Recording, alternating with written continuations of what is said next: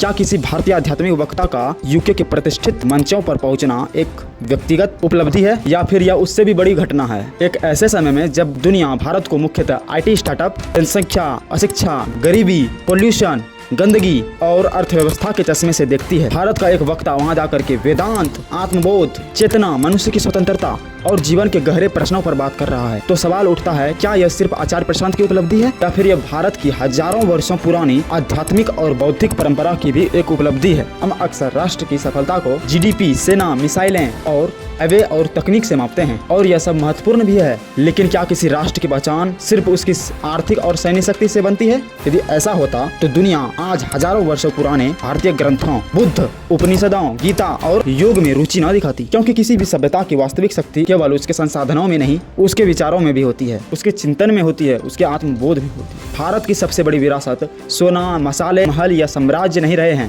भारत की सबसे बड़ी विरासत रही है सत्य की खोज, मनुष्य को समझने की कोशिश, जीवन क्या है, दुख क्यों है, भय से मुक्ति कैसे मिले, क्या मनुष्य केवल शरीर है या फिर उससे कुछ अधिक? यह प्रश्न भारत हजारों वर्षों से पूछता आया है। आज दुनिया तकनीकी रूप से पहले से बहुत अधिक विकसित है। क्या मनुष्य पहले से अधिक शांत है? क्या तनाव कम हुआ? क्या अकेलापन कम हुआ? क्या उपभोग बढ़ने से संतोष भी बढ़ा? दुनिया के सामने आज मानसिक स्वास्थ्य, पर्यावरण संकट, उपभोक्तावाद, युद्ध, सामाजिक विभाजन और जीवन के अर्थ का संकट खड़ा है। और ऐसे समय में यदि भारतीय दर्शन की चर्चा अंतर्राष्ट्रीय मंचों पर होती है तो उसका महत्व केवल धार्मिक नहीं है, पूरी मानवीय महत्व रखती है। जब स्वामी विवेकानंद ने शिकागो में भाषण दिया था, तब दुनिया के सामने भारत की एक नई छवि प्रस्तुत हुई थी। एक ऐसा भारत जो केवल उपनिवेश नहीं था, एक ऐसा भारत जिसके पास विचार थे, उपनिषदों की गहराई थी। आज परिस्थितियां अलग है, दुनिया बदल चुकी है, माध्यम बदल चुके हैं, लेकिन एक बात नहीं बदली, विचारों की शक्ति, भारतीय दर्शन की आत्मिक बोध। यदि भारत दुनिया को केवल सस्ता श्रम, बाजार और तकनीक देता है तो वह एक आर्थिक शक्ति बन सकता है, लेकिन यदि भारत दुनिया को गहरे समझ भी देता है तो वह एक सभ्यतागत शक्ति बन सकता है, और दोनों में बहुत अंतर है। इसलिए प्रश्न यह नहीं कि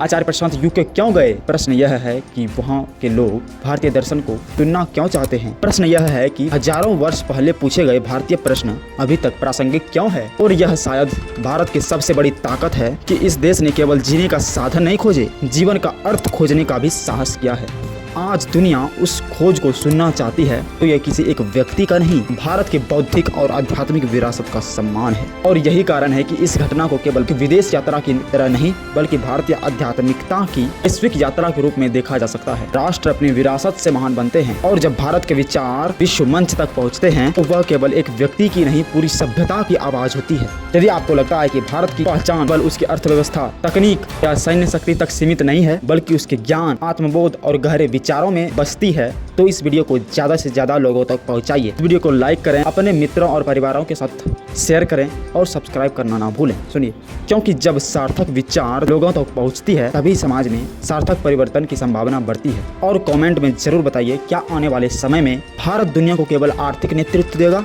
या फिर वैचारिक और आध्यात्मिक नेतृत्व भी दे सकता है? आपकी राय इस चर्चा का महत्वपूर्ण हिस्सा है। आपका भाई सूरज अव्यय।